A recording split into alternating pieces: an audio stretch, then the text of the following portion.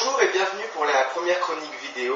Nous allons commencer par les cépages de notre région. Nous allons ensemble essayer de découvrir les différents cépages de notre région. Nous commencerons par les cépages blancs sur notre première chronique et nous finirons sur les cépages rouges sur une chronique ultérieure. Notre terre viticole regorge d'innombrables cépages qui sont très connus, par exemple comme le chardonnay, et des cépages qui seraient plus discrets, comme le viognier par exemple. Les indications que je vais vous donner sont d'ordre général, évidemment, et ne tiennent pas compte du terroir. C'est-à-dire que je vais vous parler vraiment des caractéristiques des cépages qu'on a chez nous dans notre région. Donc qui sont en adéquation avec notre sol, notre climat et le travail que nous effectuons sur la vigne. Le premier cépage dont je vais vous parler, c'est le chardonnay. Il est peut-être le plus remarquable d'entre tous les cépages, car en effet, il a des notes propres à sa carte organoleptique. C'est-à-dire que ce terme regroupe en fait le tanin, les sucres et les arômes. On peut donc dire qu'un vin est issu du chardonnay, et il aura comme dominante d'arôme la fleur, l'agrume, le citron et d'autres parfums encore. Il a aussi une très très belle acidité et cela lui permet de stimuler nos papilles et de donner une note plus forte et de donner une impression de fraîcheur. C'est un cépage de couleur jaune clair. Le deuxième cépage dont je vais vous parler, c'est le viognier. C'est un cépage qui séduit par sa richesse. On retrouve dans ces vins un jardin rempli de soleil. Les notes dominantes sont la pêche blanche et la violette. Mais on retrouve aussi le zeste d'orange, l'abricot confit, le jasmin et plein d'autres encore.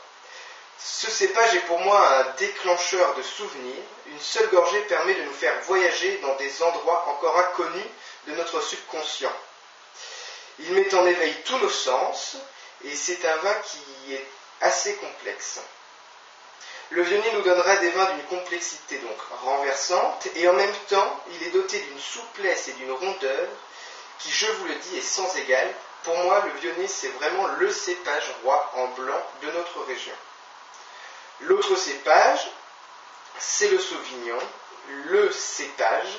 Il est cultivé dans toutes les régions du monde. Chez nous, on le trouve du nord au sud, donc de la Loire jusqu'à chez nous, sur le bassin méditerranéen.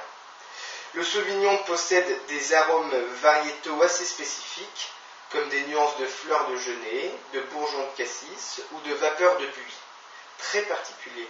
On notera aussi des notes fréquentes d'agrumes, citron, pomélos, ou de fleurs comme la narcisse ou le jasmin. Certains terrains calcaires lui confèrent des accents minéraux comme la pierre à fusil. Il donne des vins secs, très élégants, vifs, équilibrés et typés. Le quatrième et dernier vin dont nous allons parler pour finir, c'est le muscat. Il est entêtant et explosif, donc on retrouve le muscat chez nous par exemple à Fontignon, Lunel. Les arômes du muscat blanc à petits grains, celui qui est cultivé chez nous, sont les arômes croquants du raisin que l'on retrouve dans les vins. L'arôme variétal de ce cépage est sauvage et musqué, muscaté en un seul mot. C'est une expression légèrement animale du bois de rose et du litchi. Ces notes s'accompagnent de touches fruitées, pomélos, jus d'orange frais, fruits exotiques et florales, jasmin, citronnelle et enfin verveine.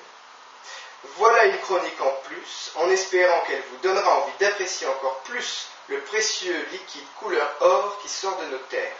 S'il y a des questions, n'hésitez pas. À bientôt pour une nouvelle chronique.